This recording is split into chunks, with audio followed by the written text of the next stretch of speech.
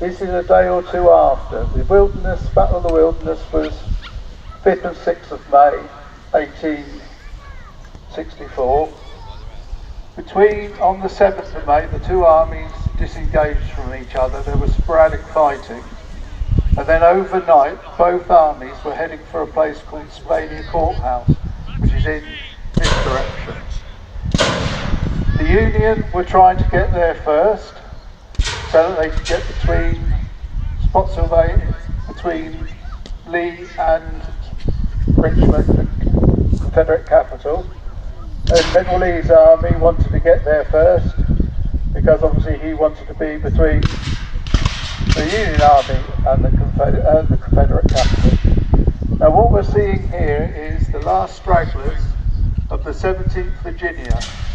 They've been fighting a rearguard action all the way down through the woods, slowing down the Army of the Potomac, whose first regiments have just appeared on the field at the other end. Their job was basically to stop the Federal forces from being able to encircle Spotsylvania, and they did this very successfully. But also it meant that they were the last of the last, as it were. Essentially, if they made it to Spotsylvania, they'd done quite well, because the intention was that they would sacrifice their lives so that the rest of the army could retain theirs. So they're just putting up some spirited resistance now. And we're now at a place called Piney Branch. And a Confederate artillery battery has been set up. And this is going to be sort of the last stand, because the one thing infantry units don't like is artillery. Because artillery units have got a whole range of weapons at their disposal.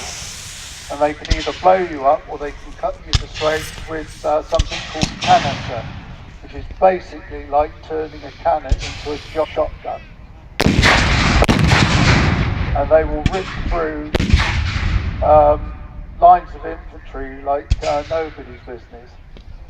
So if the Union are successful and they manage to get down to the cannon, that are still alive, the chances are they are going to be dealt with, shall we say. So you may actually see as the Union army gets closer, any surviving cannoneers may make a break for it, because they know that if they don't, their minutes are very, very much numbered.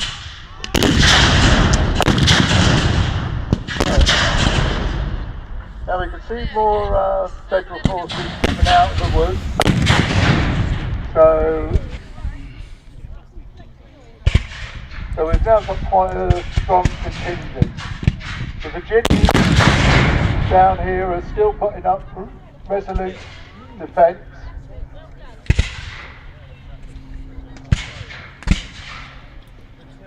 And the Federal troops over on the far side are actually from West Virginia, because during the American Civil War, West Virginia broke away from the original Virginia and joined the Union as the 34th state.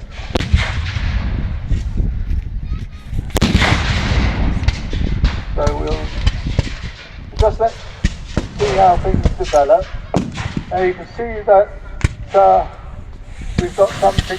If you've ever heard the Prussian smoke of war or the fog of war, this is what people are talking about.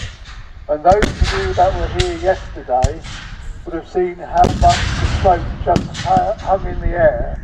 And at one point, the cannoneers couldn't actually see the infantry that were approaching them, so they didn't know whether it was safe to fire the cannon or not. And that happened time and time again in all wars where they used cannon. The minute you get a bit of moisture in the air, you're then going to get the smoke hanging around to the ground, and you're not going to know who's moving. You lose your orientation, so you don't know whether the troops coming from your left or your right are your troops or the enemy. And this is where a lot of accidents happen, where what they call blue IE, you fire on your own people because you don't know that that's who they are. You think they're the enemy.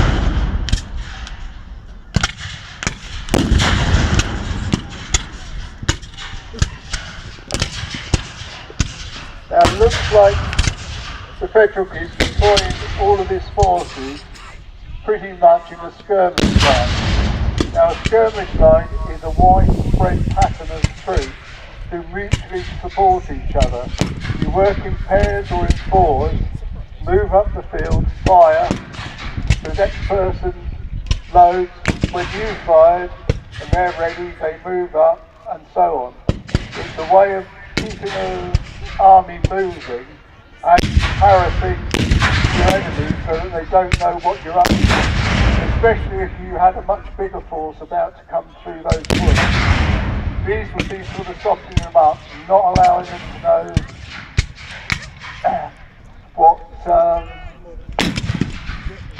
what numbers they were up against. Because one of the things in all wars, you don't know what your enemy to know how strong you are. You want to know how strong they are, but you don't want them to know how strong you are. So it looks like the Confederates are getting themselves back to the housestead there, because they've got some protection from the walls and the fence and stuff. Just make it easier for them to support the artillery, because unsupported artillery without infantry are basically finished up. So the cannoneers always got to have the artillery around them as sort of mutual protection. The cannons can provide the big punches, and the infantry with their muskets can provide the small punches that keep the enemy busy until the cannon is reloaded.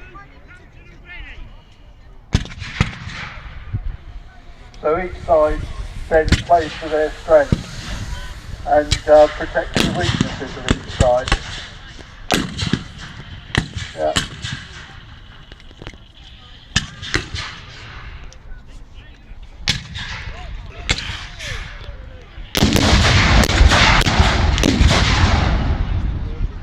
Now we seem to have two types of formation going on at the moment.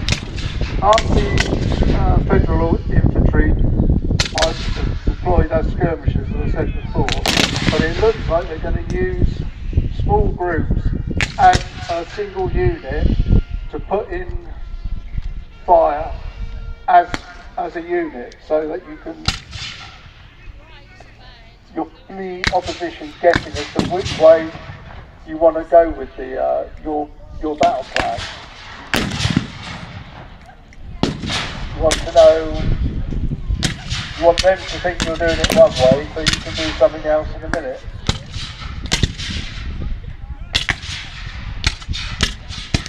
Now you can see most of the troops are actually kneeling down, and one of the reasons for that is one, it makes you a smaller target, and the other reason is it helps you steady your aim, so your aim much more accurate than if you're standing up. And if you want to be really accurate, you actually lay down, because you can then use your whole body to support and absorb the shock of the bullet when it goes off, when the gunpowder goes off.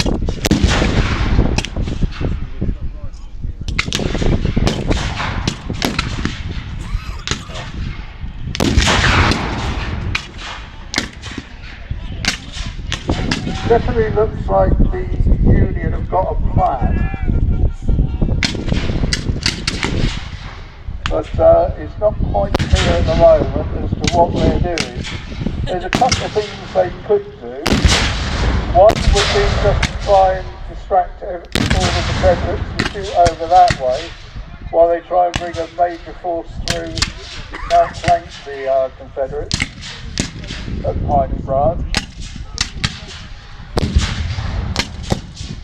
The other thing could be that they just want to make sure, keep them occupied over there whilst they advance some more of the troops forward, as we can see here. And these are the bucktails. Now the bucktails, the sharp light infantrymen. And I suspect they're just to kick off the individual cannoneers to down the rate of cannon fire that they're getting. And you can see they're either kneeling or laying prone, we say. Again, so they're much more accurate with their fire. And the other advantage that the butt is they've got rifles with load and the breech, i.e. at the end near this end, much like the modern weapons we think of.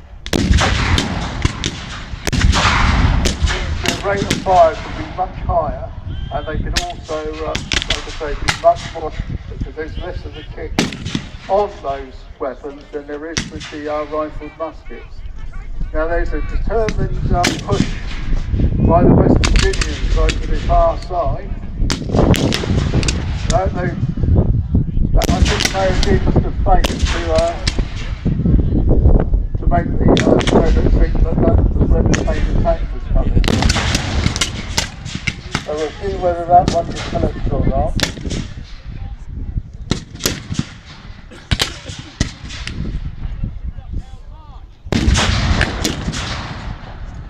And now they're coming forward.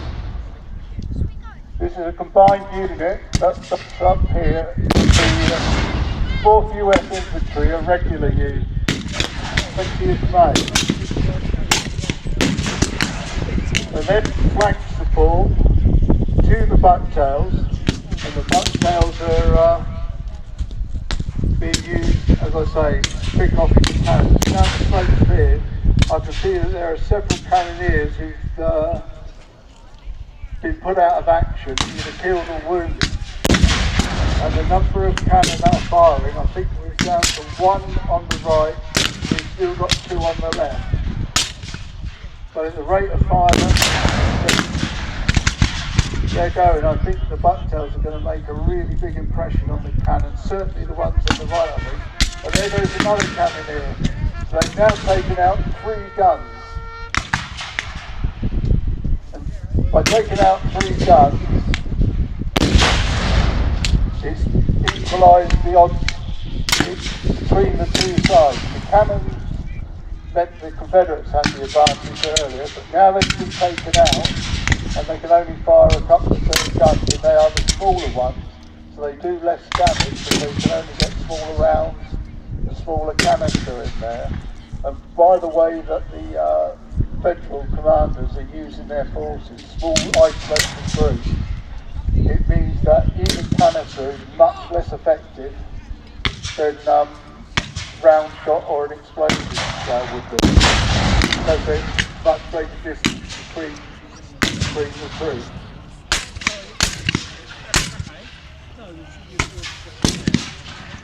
Now it looks like the Confederates are down to their last cannon, and they're also down to their last infantry.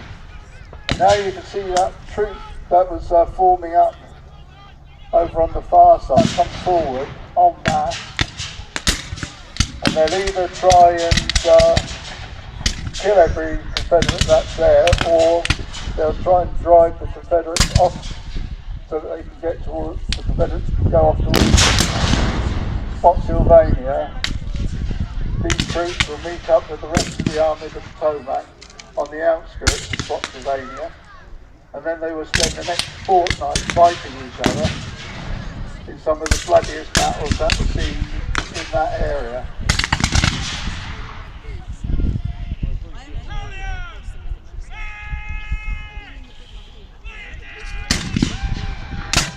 I don't know whether you heard that from the battalion commander, but he's ordered his infantry to fix bayonets. And this will normally mean, and it has, the Confederates have run off being driven from the field because being killed with a bayonet is the most unpleasant experience that you can undergo. So they think discretion is the best part of valour, and they're running away to fight another day.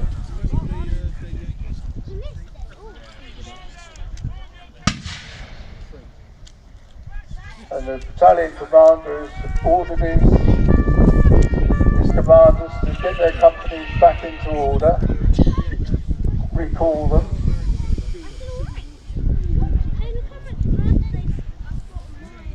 Now those of you who may be familiar with military protocols and that, you know for an infantry regiment to lose its colours is right.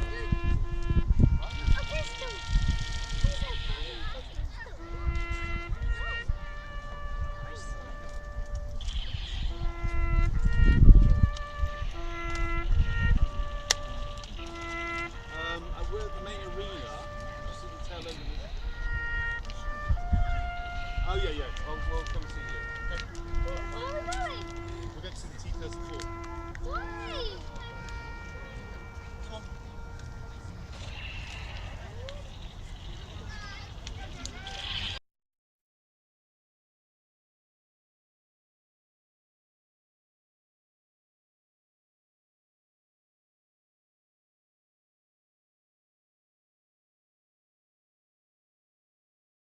Just to give you an idea, the amount of infantrymen you're seeing there is probably about a quarter to a third of a standard infantry regiment of the time.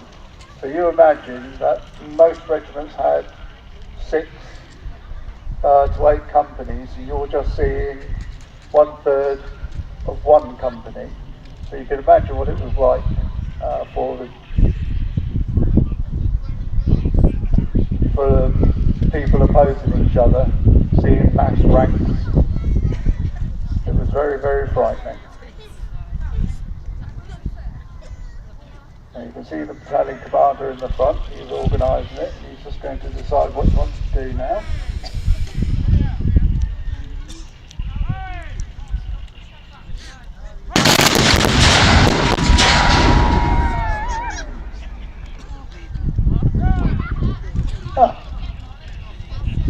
Now what they're going to do is prime, which is make sure that all the weapons have discharged. Well, they've come to the shoulder. They're marching towards you. Any minute now.